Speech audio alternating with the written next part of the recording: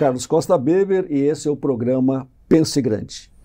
Nós estamos fazendo uma série de 4 programas tratando justamente da reconstrução das cidades da nossa região, tanto a infraestrutura urbana como a rural.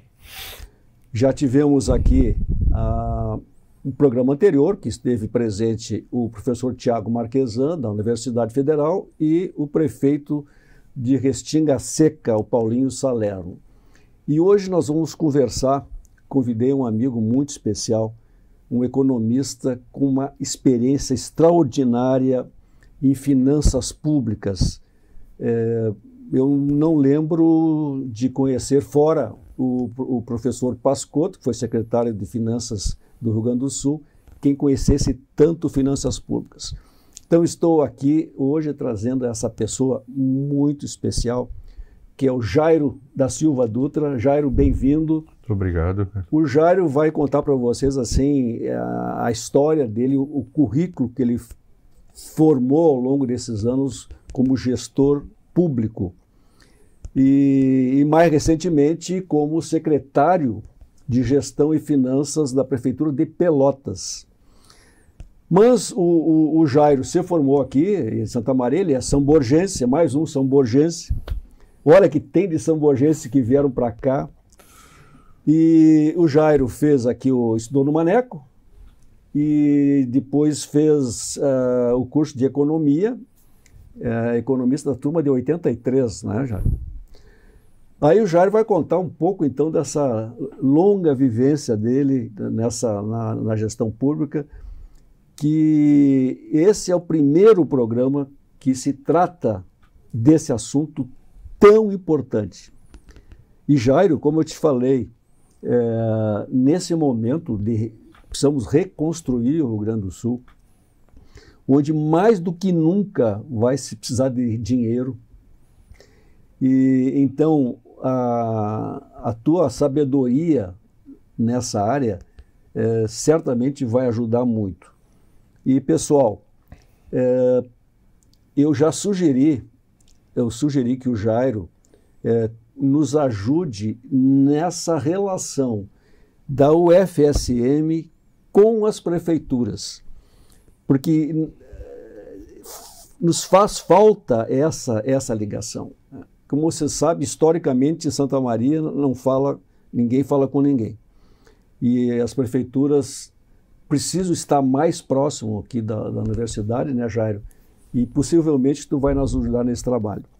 Mas vamos conhecer quem é o Jairo da Silva Dutra, economista. Muito obrigado, Carlinhos. É um prazer estar aqui conversando contigo, com teus ouvintes, telespectadores, enfim. E dizer da minha satisfação de nós iniciarmos, espero que seja um primeiro de vários programas, porque o tema finanças públicas é um tema que a comunidade, a população não se interessa muito. Uhum. É muito difícil, e eu te dou um exemplo. Quando o município apresenta suas metas, que pela lei de responsabilidade fiscal ele tem que se apresentar nas câmaras de vereadores quadrimestralmente, não tem assistência. Ninguém assiste, nem vereadores, nem a comunidade, ou seja, e depois ficam chutando opiniões e números absolutamente irreais. Então, eu acho, Carlinhos, que aqui é uma oportunidade da gente iniciar um forte debate nisso. Mas primeiro, antes de iniciar um pouquinho da minha história e projetarmos o futuro das finanças, eu quero prestar minha solidariedade a esse povo tão sofrido do Rio Grande do Sul, que perderam seus entes, perderam seus bens de maior valor, que são as suas residências, e dizer que a gente, quando é criança, a gente gostava, pelo menos eu gostava, de ver os gibis dos super-homens, dos Batmans. Isso. E os voluntários foram os nossos super-homens, nossos Batmans, os nossos Hulks. Quer dizer, o voluntariado é a comunidade ajudando a comunidade. Isto salvou muita gente. Então, dito isso, Carlinhos, eu sou um samborgense, filho de um militar que muito cedo foi para o Rio de Janeiro, servi no QG militar, e muito cedo saí de São Borja. Depois de muito tempo fora, morando em Salvador, Rio de Janeiro, Minas Gerais, ele decidiu voltar e aqui eu iniciei meus estudos no Maneco e depois ingressei na Universidade Federal de Santa Maria.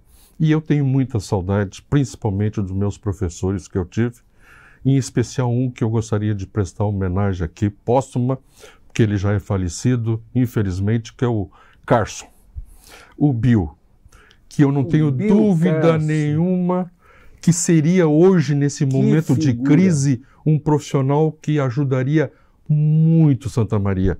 E eu, antes de entrar nas finanças, Carlinhos, ele me levou a estudar uma área da economia, que é o urbanismo.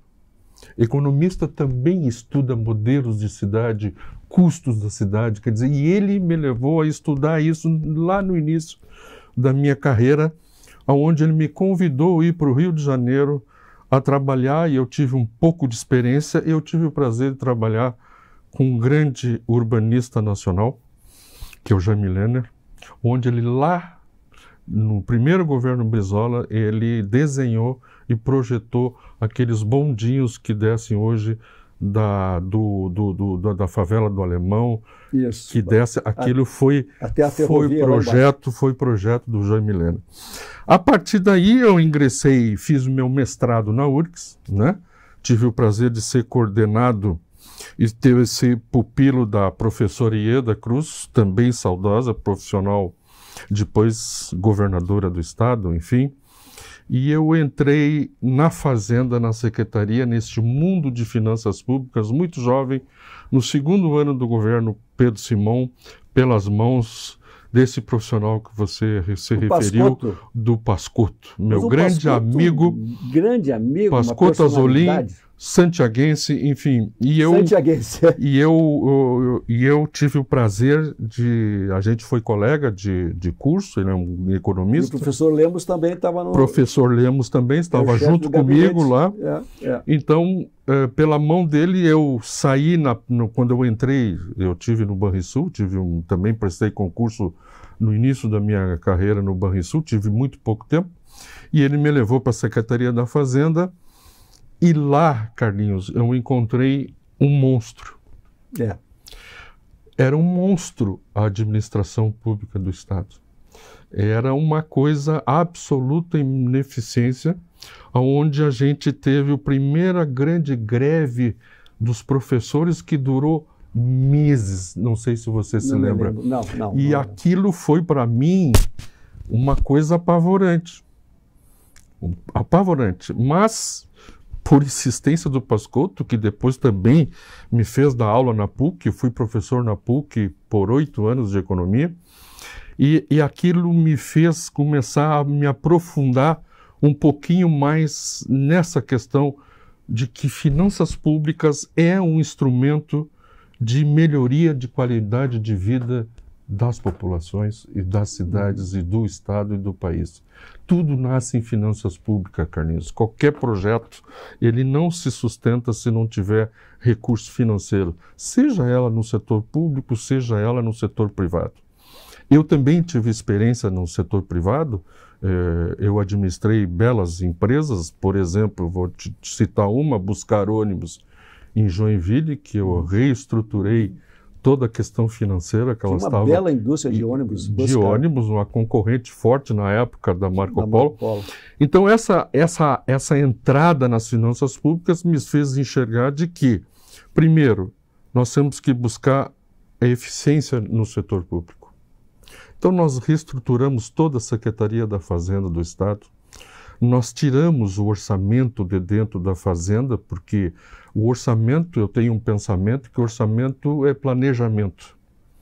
Secretaria da Fazenda é um executor, então as cabeças são diferentes. Então nós criamos, na época, uma Secretaria de Planejamento forte e nos fortalecemos muito mais naquilo que eram os especialistas, que era Fazenda, administração tributária, e contadoria e controladoria. Então, a partir desse momento, e eu quero te dizer o seguinte, que ser secretário de Fazenda e trabalhar com finanças é sempre um estresse e sempre é uma relação de um certo atrito com o gestor maior, seja governador, seja prefeito. Histórico isso. É histórico. É histórico. A gente nasce numa lua de mel e depois vai se desgastando e chega ao fim. Por quê? Porque ainda temos dificuldades de ter gestores maiores com esse pensamento, de que o equilíbrio financeiro é o que comanda. Nós temos que ter equilíbrio. Isso não é invenção de economista, isso não é invenção nossa. Isso no lar, a dona de casa faz isso. É isso aí. Ela não gasta mais do que arrecada. Isso é simples na teoria, mas de uma dificuldade imensa de colocar na cabeça dos políticos de que nós precisamos ter. As crises estão demonstrando isso da pior maneira possível. Porque se o Estado e os municípios tivessem um pouquinho mais de capacidade financeira, nós poderíamos atender muito melhor essa população que está sofrida hoje. Mas a gestão pública, né, como é amadora, tem muito amadorismo, a politicagem se envolve, né? Estão vendo agora o ministro aí, o Haddad, né, sofrendo, bem intencionado, querendo tornar o superavitárias, mas vem a gastança, vem a politicagem, vem o amadorismo, né? Tudo é visão de curto prazo. O que nos falta é essa visão de longo prazo. Mas só para fazer já que tu falaste no Bill Carson, norte-americano, ele veio parar aqui porque ele casou com a Neuza, que era professora de inglês, foi minha professora de inglês, e ela trouxe o Bill e ele se tornou professor aqui de economia, uma figura muito querida.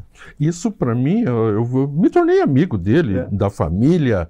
Enfim, ele comprou um sítio em Três Barras, me levava para lá, a gente ficava discutindo, e ele apaixonado, né, por modelos de cidade, como tornar a cidade com menor custo, porque a gente sabe que a cidade, quanto mais espraiada, o custo para se levar serviços é muito maior. Quer dizer, então e eu tenho uma certa paixão e leio muitos livros sobre isso, mesmo sendo, a minha vida é finanças públicas, mas eu tenho essa questão de urbanismo muito forte e gosto muito dessa área.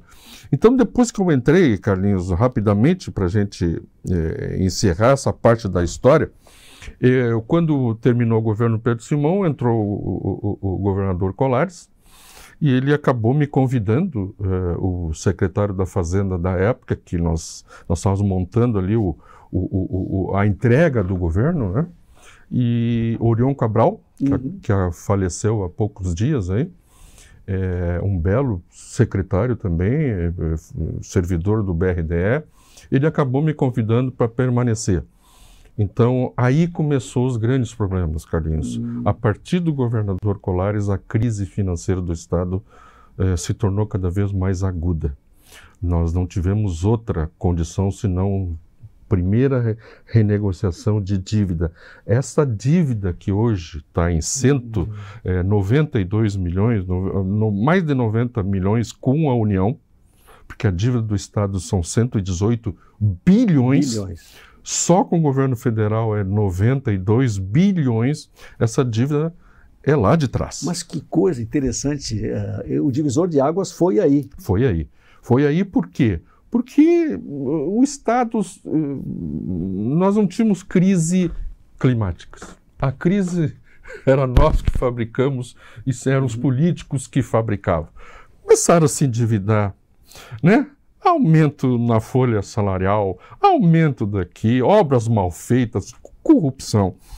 Tudo isso, e tinha uma facilidade na época que o Estado poderia se endividar emitindo títulos. Hoje é só o governo federal que emite títulos, papéis para o mercado. O Estado, naquela época, podia fazer isso. E garantia o Estado dava? A Receita e a economia como é hoje, Meu né? Deus. O que dá lastro a uma emissão? É a sustentabilidade de uma economia. Então o Estado emitia. Quando nós tivemos a primeira crise, que tivemos que fazer caixa único, recolher recursos de todas as estatais para sustentar a folha, o Colares se indignava e dizia assim: Jairo, vai para São Paulo e vê o que oferecem para minha CE, para minha CRT.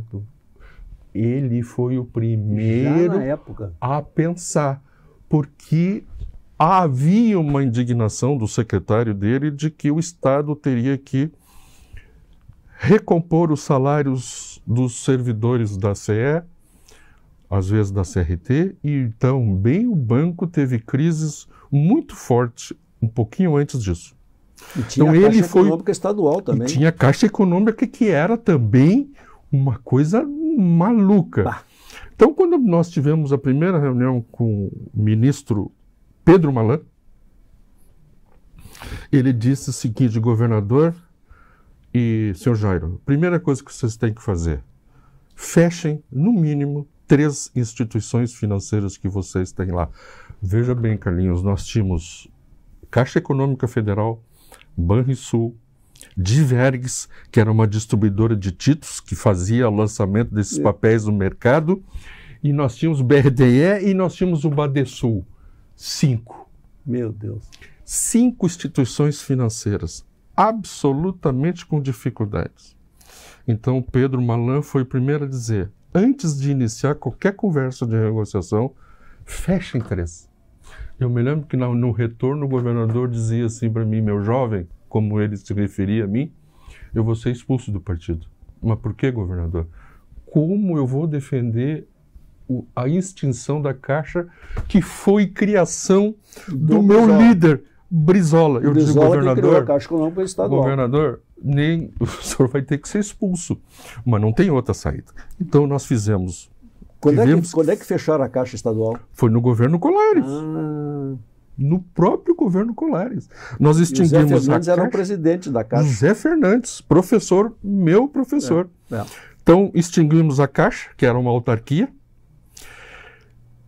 Badesul, que foi incorporado ao Banrisul. A Divergs, que foi incorporado ao Banrisul. E ficou Banrisul e BRDE. A partir daí se renegociou, uma operação bastante difícil, que aprovação, Congresso, enfim, e o Colares passou, ok? Levou o governo. Entrou Brito. Quando entrou Brito, eu fui embora. Me descobriram: Jairo, volta, nós precisamos de ti. E o culpado disso agora não foi mais o Pascotto, mas foi o Aode Cunha, que foi secretário da Fazenda da professora Ieda. Grande profissional. Meu colega na Secretaria da Fazenda. Então ele me descobriu porque o meu trabalho de pós-graduação foi em cima de plano de privatização. Meu trabalho de conclusão. E o governador descobriu, dito para o Aode, chama esse camarada aqui que ele vai coordenar todo o processo de privatização do Estado. E assim eu fui. Paguei meus pecados, mas eu fui. Então nós fizemos a privatização da CRT, fizemos a privatização, aí uma invenção dele. Ele quis fazer 2/3 da CE, deixar 1/3 público, por questões políticas. Perdemos tempo e se desgastou total, porque ficou esse outro pedaço da CE aí absolutamente quebrado por desculpa do próprio governador. Porque quando a gente vendeu a CE, teve confusão e ele me mandou, ele me tirou da coordenação das privatizações e me levou para ser diretor financeiro da CE. Então, assumindo a CE, eu tive problema seríssimo com a corporação, que era muito dura, muito difícil. Tinha um deputado do próprio partido, do governador, que era um sindicalista ferrenho. Então foi um momento complicado, mas não teve outra saída. A CE dava prejuízo, a CRT com dificuldades. Tu lembra, a sociedade lembra o que era comprar um telefone. O Banrisul com problemas. Então não tinha outra alternativa. E outra, o primeiro, aonde eu fui aprender a fazer um pouquinho desse processo, foi num membro do PT em São Bernardo, que era Palocci, prefeito, que fez a primeira privatização da sua companhia de telefonia. Foi PT. Ninguém se lembra disso, mas foi. E eu fui lá conversar com ele para saber como é que ele fez, muito bem feito, a primeira privatização. Depois do Brito, sim, aí entrou o PT, né, o Olívio Dutra, e eu me afastei um pouco da parte pública, e aí foi quando eu fui para Joinville, enfim, trabalhar lá na Buscar. Então a minha vida na Secretaria da Fazenda foi sempre muito proveitosa, né, em termos de educação, enfim, do entendimento da importância das finanças públicas para a sociedade, principalmente, e isso não me largou. Ultimamente, há 8 anos atrás, eu ainda prestando consultoria aí para empresas, enfim, mais em Porto Alegre, eu fui achado por uma empresa desses caçadores de talentos, né? E eu fiz um processo aí de admissão que eu nem sabia para que era, eu sabia que era finanças, e fui acabar em Pelotas, trabalhando com a prefeita Paula Mascarenhas. E lá fiquei 8 anos, saí agora há pouco, porque um pouco a gente cansa de viagem. Mas morando aqui, a esposa aqui e todo final de semana isso acaba cansando. E foi nesse período que eu te conheci, em janeiro de 2022, porque o nosso amigo, irmão, né, o Aldiocir, me disse: Carlinhos, tu tem que conhecer o Jair, assim, é um cara tal, tá nos ajudando muito. Tu dava a consultoria para a empresa dele, e eu te mandei hoje uma foto, né, uma foto que nós tiramos no dia, acho que foi 20 de janeiro de 2022, lá no Peralto, ali que nós nos conhecemos. Exatamente. Né? Exatamente. E nunca mais perdemos o contato. Então, ali em Pelotas, foi como a primeira experiência em município, eu também observei com a fraqueza na gestão de um município. E é um município que tem um orçamento de 1,5 bilhão, não é pouca coisa, mas é um amadorismo, aquilo que você se referiu, muito grande. O que eu fiz? Eu busquei parceiros, primeiro, tecnologia, né? Se eu não tiver... Aí que você conheceu o Aldiocir. Aí que eu conheci a VMB, que eu nem sabia que existia. Acabei nos encontrando, nós montamos uma parceria lá muito importante. Hoje Pelotas é informatizada totalmente, toda digitalizada. Ou seja, a economia que eu fiz só em papel é uma coisa fabulosa. E para uma empresa de Santa Maria, né, Jair? Uma empresa de Santa Maria. Eu não emito mais papel. Todas as minhas relações com os contribuintes e com cidadãos são via online, ou seja, toda ela informatizada, ou seja, não tem mais papel. E isso trouxe uma eficiência. Por exemplo, na área de fiscalização. Hoje os meus auditores lá, na época, no meu tempo, nós íamos para a rua com um papelzinho, com a pastinha, e sentávamos numa empresa e ficávamos meses buscando as informações.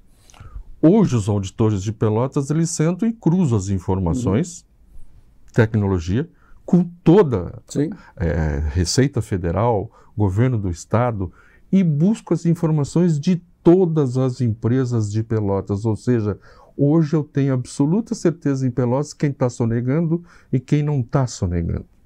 Vou dar um exemplo, colégio particular. Nós montamos uma relação com o Ministério da Educação, que o Ministério me dava mensalmente quantos alunos tem aquele colégio. Pronto. As autoescolas, no meu tempo é autoescola, agora o que eu fazia, né? Eu tinha órgãos do governo do estado que me dizia, que me dava o faturamento dessa turma. Cartório. O CNJ me dava todos os meses quanto o cartório da esquina faturava. Então, hoje, Carlinhos, isso é inteligência fiscal, porque eu tenho que aumentar essa base, Carlinhos. Eu não posso aumentar a líquida do imposto, ninguém aguenta mais pagar, mas eu tenho que fazer todos pagarem. Isto é qualidade, eficiência e justiça tributária. Sim. Eu não posso ficar batendo só naqueles que me pagam. Eu tenho que buscar aqueles que não estão pagando. E todos aqueles que pagam me agradecem. Nós fizemos um programa lá, Nota Fiscal Pelotense, que várias empresas foram me agradecer. Por quê? Porque eles trabalham corretamente e o custo deles é maior daqueles que sonegam. Então, quando a gente entrou firme nos sonegadores, toda a comunidade empresarial diz, secretário, agora nós estamos iguais. Então é isso, Carlinhos, não é aumentar a alíquota. Eu não preciso aumentar a alíquota para aumentar a minha arrecadação.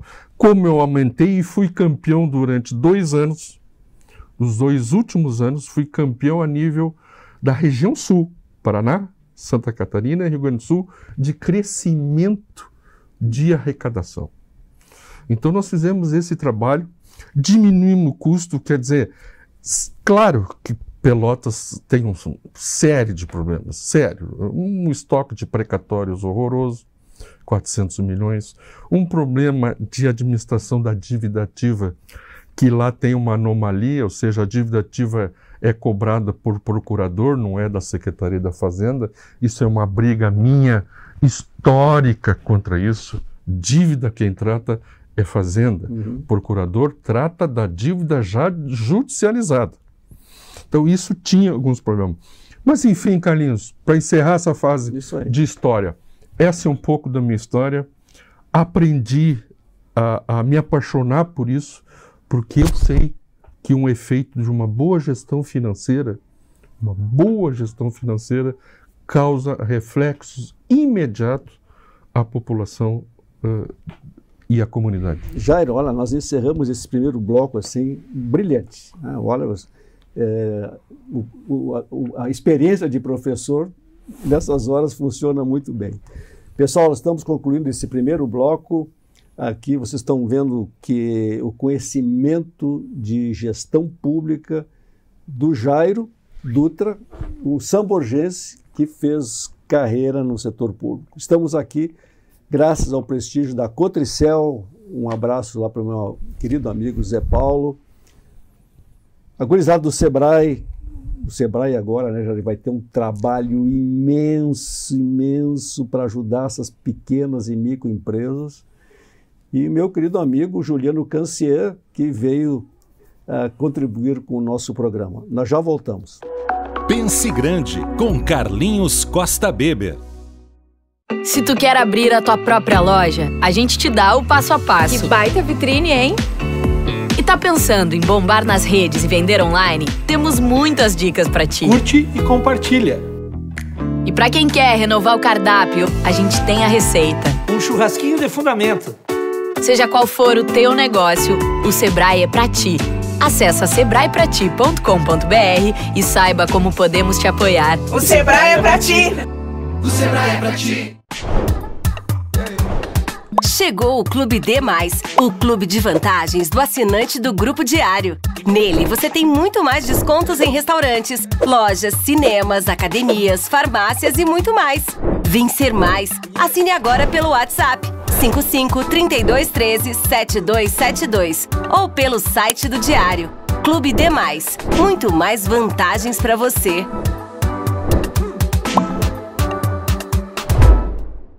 Aos 28 anos, a Della Páscoa Engenharia segue sua trajetória com a missão de oferecer serviços de excelência aos seus clientes, apresentando soluções que possam melhorar a qualidade de vida das pessoas, encurtando distâncias e contribuindo para o desenvolvimento social e econômico de nossa região, através da infraestrutura, tecnologia e sustentabilidade.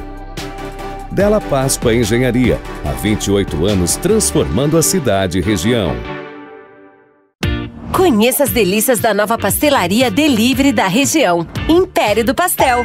Com cardápio variado e saboroso, Temos opções de pastéis de massa artesanal para todos os gostos, desde os tradicionais de carne até a linha gourmet, como de camarão ao molho da casa. Disponível no delivery ou retirado no local. Tudo feito com ingredientes frescos e de qualidade. Império do Pastel. Qualidade e preço bom. Pense Grande, com Carlinhos Costa Beber. Estamos de volta para o segundo bloco desse programa especial do Pense Grande, que está tratando justamente da reconstrução das cidades aqui da região centro do Rio Grande do Sul.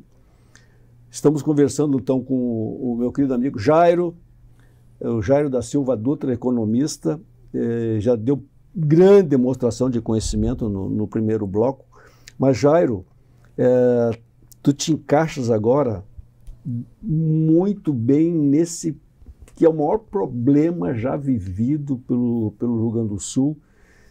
Nós vamos precisar reconstruir a maior parte do estado. E aqui na região, muitas cidades atingidas, aqui a quarta colônia destruída, a infraestrutura e o estado, enfim. Nunca precisamos de ter tanto dinheiro, tantos recursos. Já vivemos o orçamento da nação deficitário, trilhões, o Estado endividado, né? Municípios com problemas aqui. Nós temos Santa Maria, né? uma dívida ali com o fundo dos funcionários públicos, que é também impagável, é uma coisa absurdamente grande. Então, nós temos que ver o setor público com uma visão do empresário. Tem que ter recursos, tem que gerar, só pode produzir se gerar recursos. Então, Jairo, assim, a grande dificuldade que as prefeituras vão ter, e mais do que nunca vão ter um gestor do teu nível, uma orientação do teu nível, para fazer o que tu fez lá em Pelotas. Então, assim, está aí o problema, hoje, que nós estamos vivenciando, e tu tens uma grande oportunidade de mostrar aqui, para as prefeituras, para os órgãos públicos, como se faz gestão de orçamento. Então, Carlinhos, ótima oportunidade de a gente esclarecer algumas coisas. Esse modelo hoje que a gente chegou de absoluto estrangulamento dos orçamentos no que tange a investimento, ele é histórico.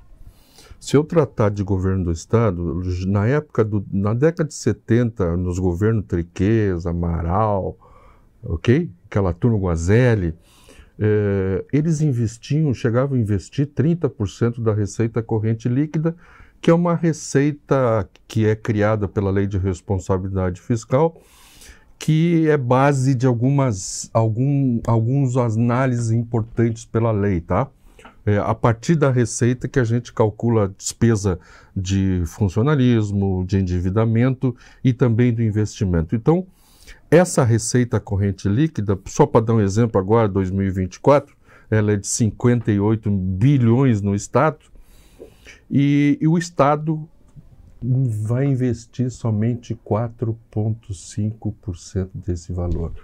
Na década de 70 se investia 30%. Isso veio decrescendo, e ninguém se ateve, a não ser os secretários da Fazenda, que era uma luta permanente nossa, e ninguém se percebeu, os gestores, os governadores, que isso era uma curva descendente que não tinha mais fim. E aquilo dava uma angústia na gente, porque nós íamos cada vez mais gastando e o investimento, ou seja, aquilo que a sociedade precisa, que são obras públicas, assistência, habitação. Na época não se falava em meio ambiente, e agora a coisa não tem outra forma. Então, mas naquela época já nós investíamos 30% da receita. Hoje, com muito trabalho que o governador teve, eu tenho que reconhecer, se ele não fizesse aqueles ajustes que ele fez, nós estaríamos bem pior, mas parece mentira, é enxugar gelo. Estamos de novo, se não é a venda da Corsan, o Estado já estaria com o resultado primário absolutamente negativo. Bom, então isso demonstra que o Estado... Não, e os municípios, tudo de olho na venda da Corsan, né? Ah, nós vamos poder fazer isso, asfaltar aquilo, todo mundo já contando. Não, isso salvou. Isso deu que ele fizesse alguns acessos da asfalto aqui, colocasse algumas contas em dias, com hospitais, com a folha de pagamento atrasado. Então, isso mascarou um pouco a crise que veio agora de forma absurda. Então, esqueçam o Estado. Ele está dando um dinheirinho aqui, que é importante, mas isso não salva o Estado. Então, esqueçam o Estado. Se eu descer para Santa Maria e os municípios, a coisa é um pouquinho melhor em alguns. Tem municípios que fizeram o dever. Eu vou te dizer um aqui, sem medo de errar, Passo Fundo. Passo Fundo é referência... Santiago. Está virando referência em tudo, né? Então, mas Santa Maria, eu também devo confessar que Santa Maria não tem uma crise financeira. Ela está equilibrada, está ok. Mas o futuro é preocupante. E por que é preocupante? Em duas questões. Primeiro, uma arrecadação baixíssima pela estrutura econômica que nós temos, ok?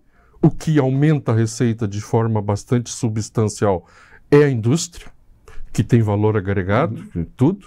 O comércio é importante, o serviço é importante, mas para a arrecadação, o que alavanca é a indústria, ok? Então, Santa Maria tem uma estrutura tributária, de administração tributária, pouca arrecadação, e ela piora ainda por algumas questões. Primeiro, ela tem uma arrecadação de IPTU, que não é revista há muitos anos, e isso o Tribunal de Contas complica.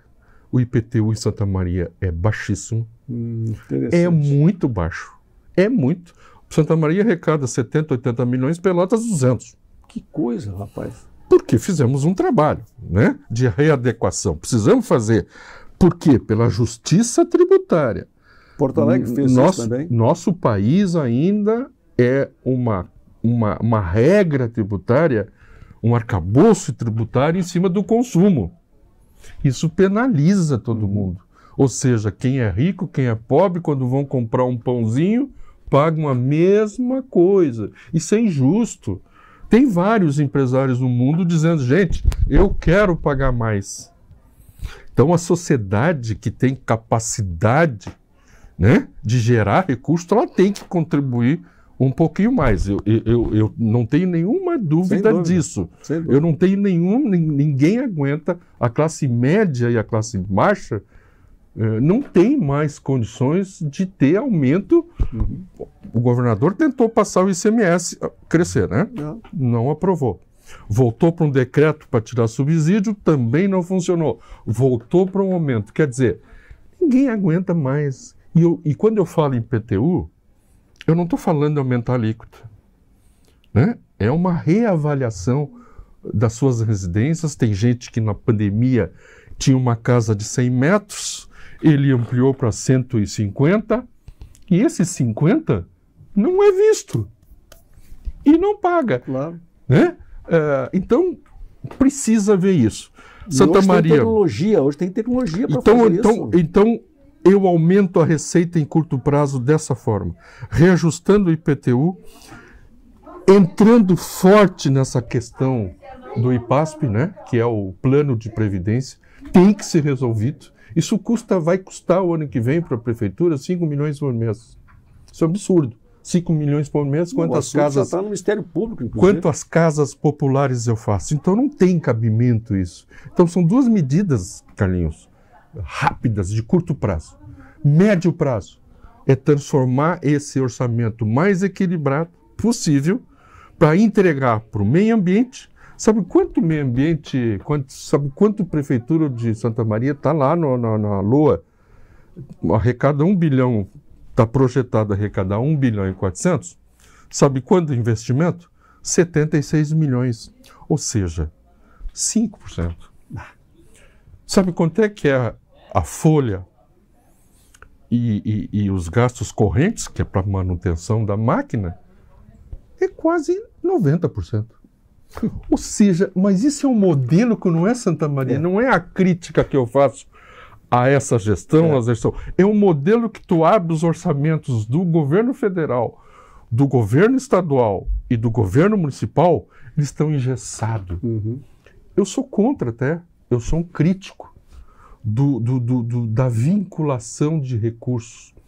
Por exemplo, hoje nós somos obrigados a investir, a gastar em saúde e educação. Tem um percentual para isso, tá? 15% e 25%. Eu sou contra, Carlinhos, porque isso no momento de uma crise me engessa e eu não tenho como tirar um pouquinho da saúde, um pouquinho da educação para jogar, para atender essa comunidade.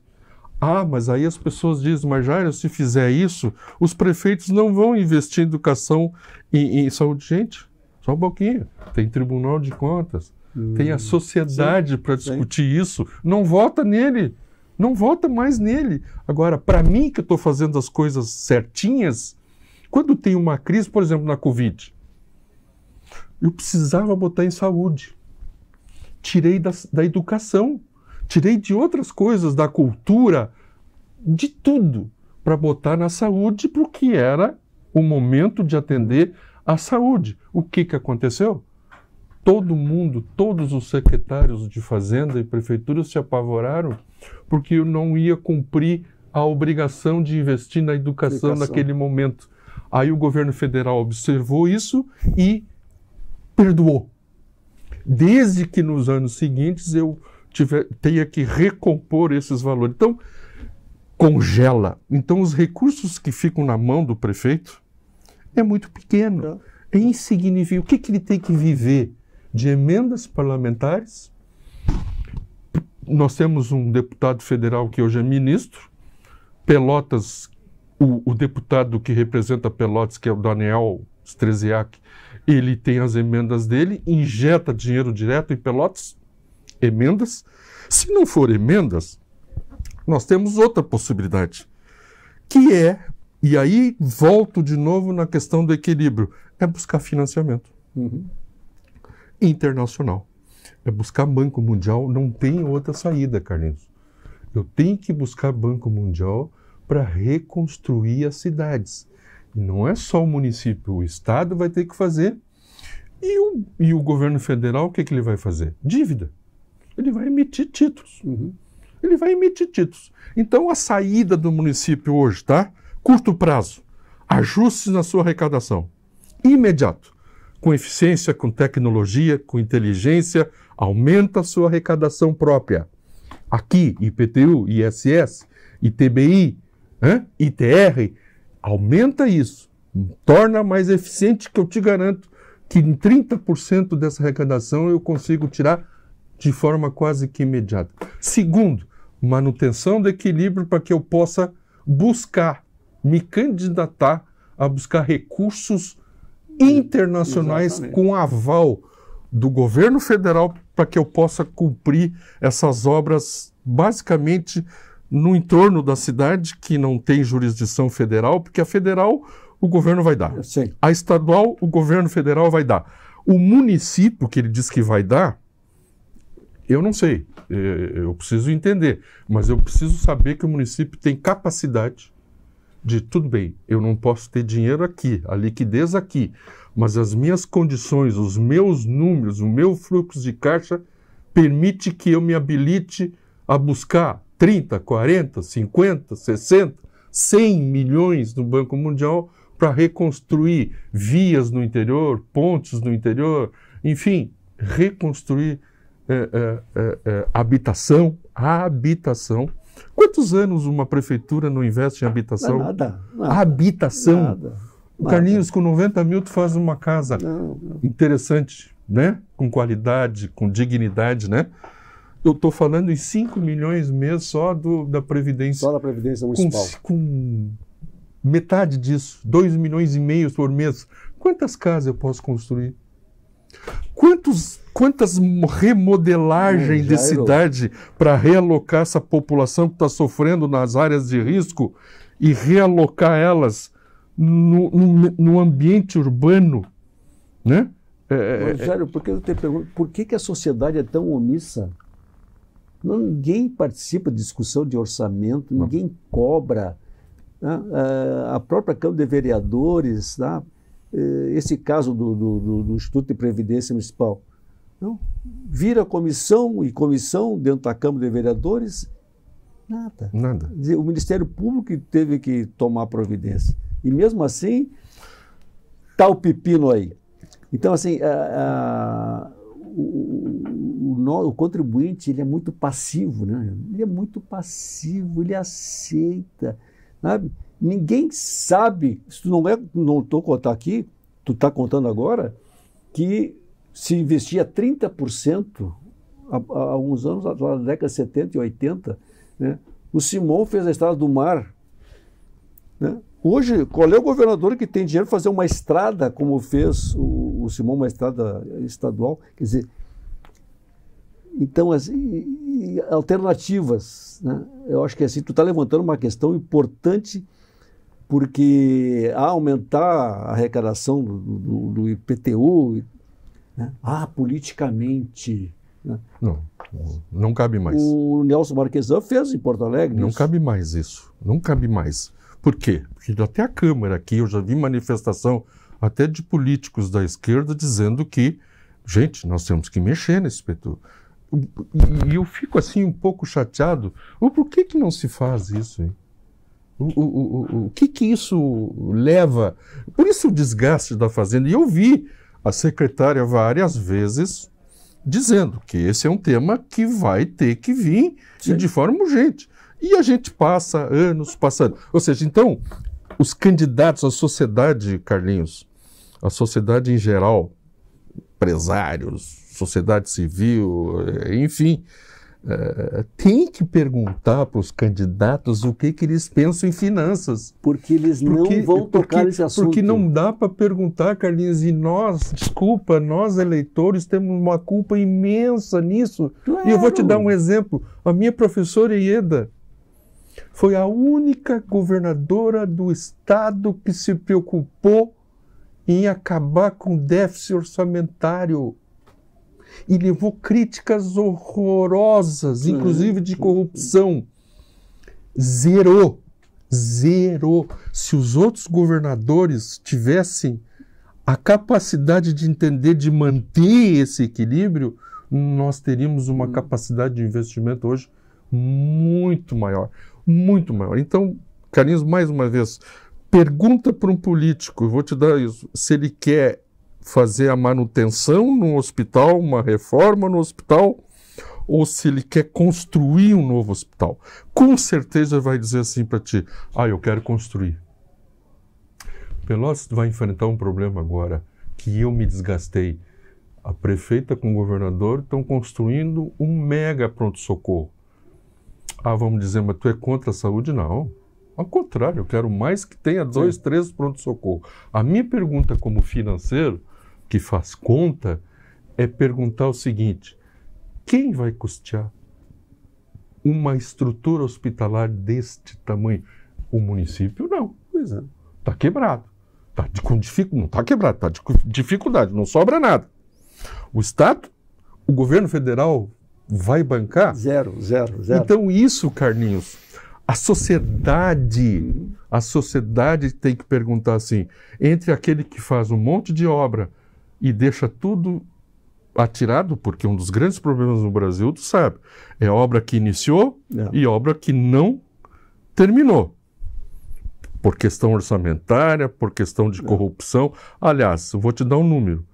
Hoje o Estado compra 60 bilhões, tá? Compra papel, caneta, contratos de obra, 60 bilhões por ano. Sabe quanto vai de corrupção nisso? 30%. Então é um país rico. Tem dinheiro. Tem dinheiro.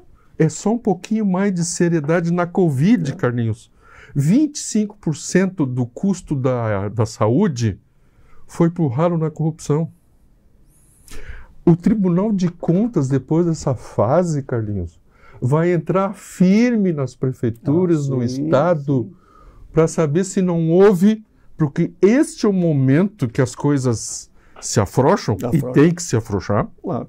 Né? A burocracia tem que sair um pouquinho da frente e as coisas acontecerem, porém, a gente sabe que tem problema. Então, Carlinhos, é um momento duro, difícil,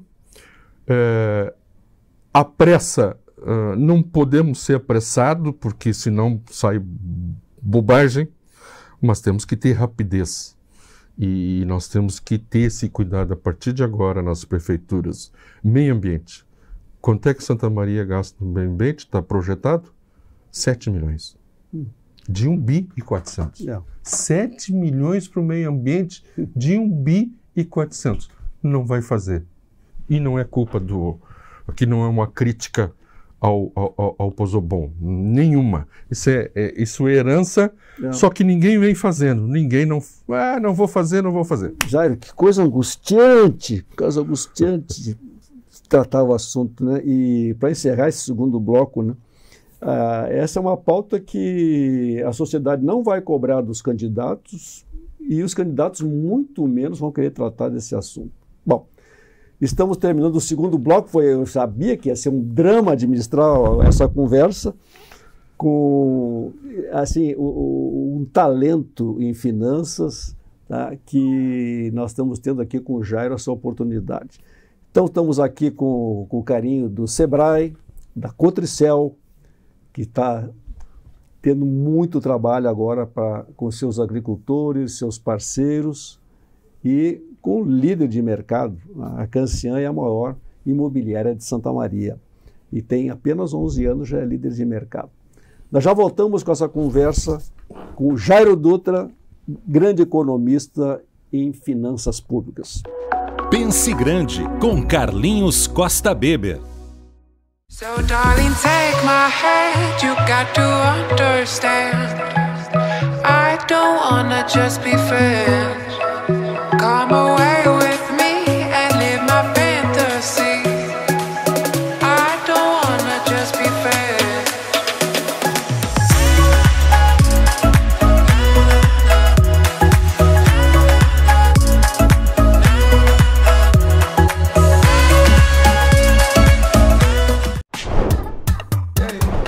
Chegou o Clube D+, o clube de vantagens do assinante do Grupo Diário. Nele, você tem muito mais descontos em restaurantes, lojas, cinemas, academias, farmácias e muito mais.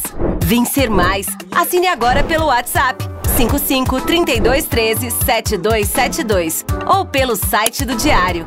Clube D+, muito mais vantagens para você.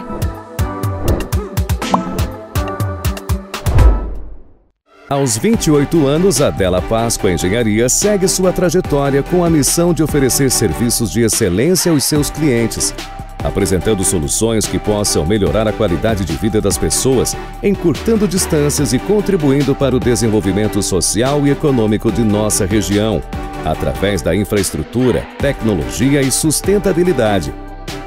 Della Páscoa Engenharia, há 28 anos transformando a cidade e região. Conheça as delícias da nova pastelaria Delivery da região, Império do Pastel. Com cardápio variado e saboroso, temos opções de pastéis de massa artesanal para todos os gostos, desde os tradicionais de carne até a linha gourmet, como de camarão ao molho da casa. Disponível no delivery ou retirado no local. Tudo feito com ingredientes frescos e de qualidade. Império do Pastel, qualidade e preço bom. Pense Grande, com Carlinhos Costa Beber. Vamos para o terceiro e último bloco desse programa especial, Pense Grande, tratando da reconstrução das cidades da região centro. E nós temos hoje aqui, então, tendo o privilégio de uma pessoa que conhece finanças públicas, uma larga experiência em gestão pública, nos dando uma verdadeira aula.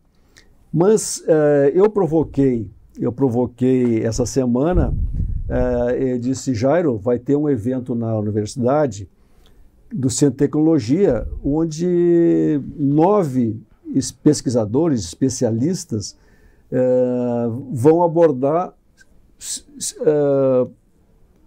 assuntos diferentes, mas todos ligados à reconstrução da região.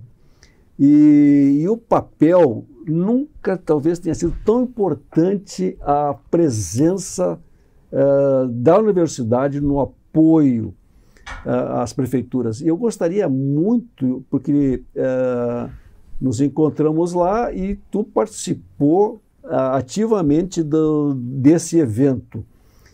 O que resultou, na tua opinião, como é que foi esse evento patrocinado pela universidade? Primeiro, Carlinhos, eu te agradeço imensamente esse convite e eu faço uma mensagem, dou uma mensagem aos prefeitos. Por favor, se eu fosse os senhores, se eu fosse candidato a prefeito, eu procuraria imediatamente a universidade. O que eu ouvi hoje do que essa universidade pode oferecer nos mais variados temas, né, de engenharia, da tecnologia, hidrologia, meteorologia, desenhos de cidade, urbanismo, saneamento, energia, plano diretor. Carlinhos, eu saí de lá, eu já era fã porque eu sou um filho da universidade, mas o que essa universidade pode oferecer, se eu fosse prefeito, eu não sairia de dentro da universidade de jeito nenhum. Aliás, Carlinhos, eu li um livro de um economista americano que fez um histórico das cidades que mais evoluíram na história dos Estados Unidos, e as que mais evoluíram, aquelas que tinham universidades ali. Chicago, Boston, para dar um exemplo, ok? Então, a universidade é um alavancador de desenvolvimento tremendo. Só que eu sinto, Carlinhos, conversando na reunião com os profissionais, eu sinto ainda um afastamento absurdo, que eu não sei o porquê, da universidade com o setor público. Eu vou te dar um exemplo também em Pelotas, e isso aqui também pode ser feito e pode ajudar a reconstrução. Em Pelotas eu identifiquei uma dificuldade imensa nos processos. Que em gestão, né, Carlinhos, você é um gestor, sabe que se eu tiver processos bem definidos, permanentemente reavaliados, pessoal e uma boa gestão financeira, eu corro o risco de dar certo. Ok? 3 coisas. Perfeito. Para simplificar, 3 coisas. Cuidado financeiro, dos processos e das pessoas.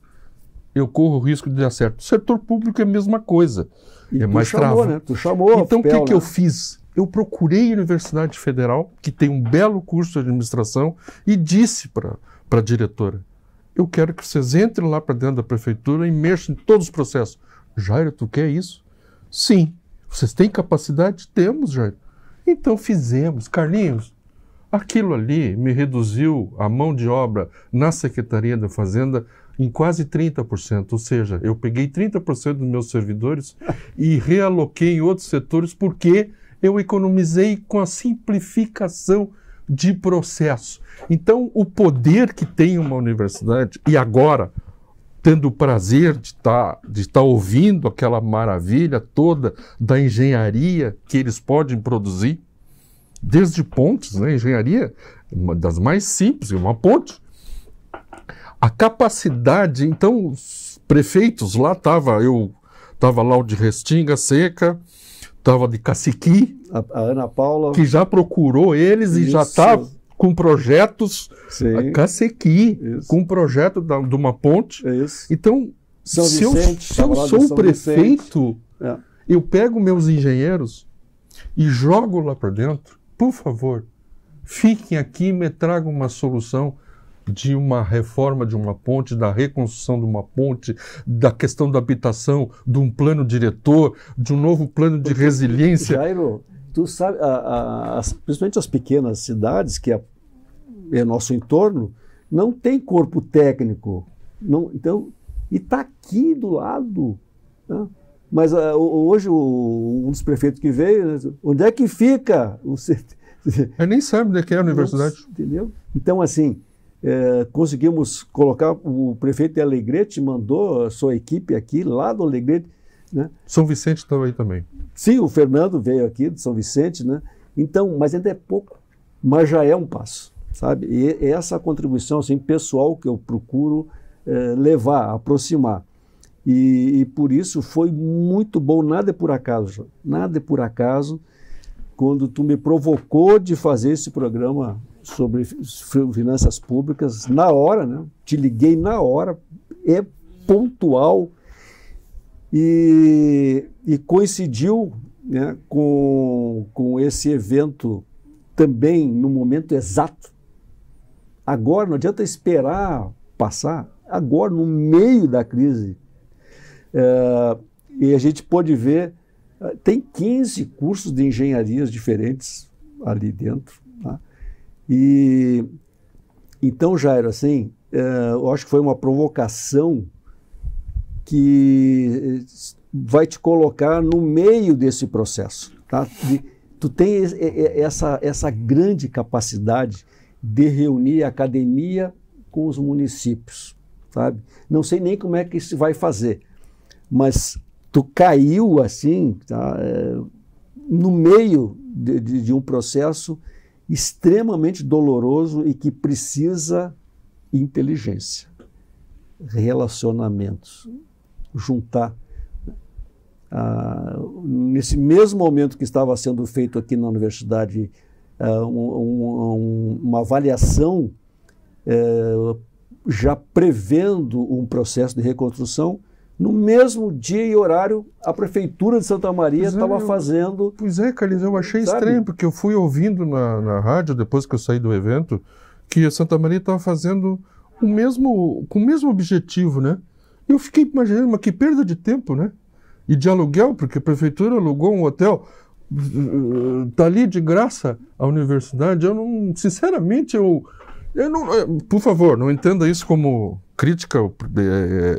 É justo a Prefeitura querer se resolver, mas se eu tenho toda aquela mão de obra lá, de cientistas, e são apaixonados. Sim, tu viu, pelo aquilo que faz, eles transmitem uma paixão naquilo. Parece comigo, né? Meio maluco por isso. Então, então, se eu sou prefeito, agora os próximos, o futuro prefeito, se ele não entrar na universidade, se ele não querer botar o gabinete dele lá dentro e pegar essa turma, e aí nós estamos falando na área de engenharia, nós estamos falando na área de administração, nós estamos falando na área que é uma crítica que eu faço aí sim, tá? Nós, a universidade, tanto as públicas quanto a privada, estão formando muito pouco administrador, contador e economista público. Não entendeu? Tem. Nós estamos deixando essa área meio que... Porque para mim achar um contador público, Carlinhos, que tem uma responsabilidade imensa de fazer contabilidade pública, é um dos cargos mais importantes que tem dentro de uma Secretaria da Fazenda. Não tem nem cadeira, e não se forma economista público, analista de dados para o setor público, para se trabalhar com inteligência artificial, que lá se falaram, nós não temos dados, nós estamos num apagão total aqui dentro do Estado. Quer dizer, é um atraso. Então nós estamos falando de administração, aí entra a economia, administração, contabilidade, TI. Nós temos uma capacidade ali incrível de trabalhar tudo isso integrado. E era uma das pautas de hoje, TI. Tudo integrado. Eu estou falando que tudo, e com isso, um maluco das finanças para dizer, gente, temos dinheiro aonde? Não sei. Então nós vamos buscar. Se é governo federal, se é Banco Mundial, temos que achar. Não tem outra saída, né?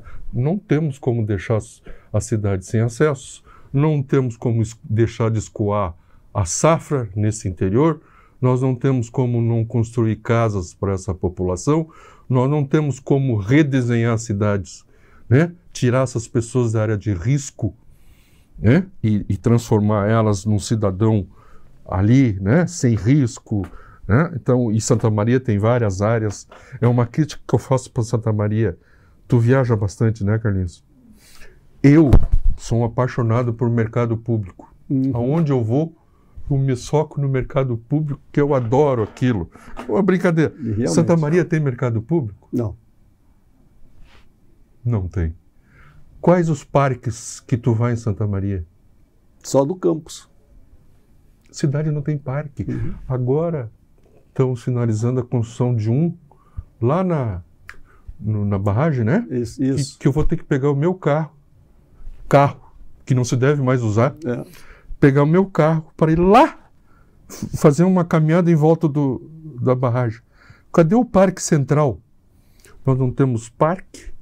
Isso é uma questão importantíssima para a convivência das pessoas. Tu conhece Nova York, tu conhece cidades, Londres, as pessoas sentam lá no verão para pegar um solzinho e estão todas juntas lendo um livro, conversando. Se não fosse, olha, porque o campus da Universidade de Santa Maria é o mais bonito entre as universidades federais. É uma bênção. Mas se não é isso... Não tem nada. Outra coisa... Já, não tem praça. As praças tudo... Olha, o Fernando já está me incomodando que está terminando o programa. Mas que coisa, Jair. Não é possível isso. Mas, Jair, rapidinho. Nós temos que obedecer o Fernando ali, que é o mestre das cerimônias. Enfatizando isso, né? Para os meus amigos prefeitos, eu convidei os 30 prefeitos para vir. Justifica que o de Agudo, Carlinhos, não posso nem sair e tal, né? Mas vocês têm que aproveitar. Porque aqui, a universidade, porque os projetos hoje eles têm que ser abrangentes, são multifuncionais. Exigem várias áreas junto, inclusive de saúde, tudo. Por favor, tá aqui o professor Tiago, eu passei para todos vocês, prefeitos, o contato pessoal do professor Tiago Marquesan, que é o diretor do Centro de Tecnologia. Façam isso. Usem esse instrumento fantástico que é a Universidade Federal de Santa Maria nesse momento de reconstrução. Jairo, nós vamos voltar a falar porque esse assunto não tem fim, mas te agradeço muito. Tá? Tu vai ter um papel fundamental na nossa região, tá? Nessa recuperação, nessa reconstrução. Pessoal, fantástico o programa de hoje. Jairo, prazer enorme. Prazer enorme. É meu, cara. Programa realmente maravilhoso, tá? Gostei muito e as pessoas vão também, vai repercutir muito bem, tá? Mas só se nós atingirmos o coração e a razão dos prefeitos, já nós estaremos ganho. Obrigado a todos e até a próxima. Pense Grande, com Carlinhos Costa Beber.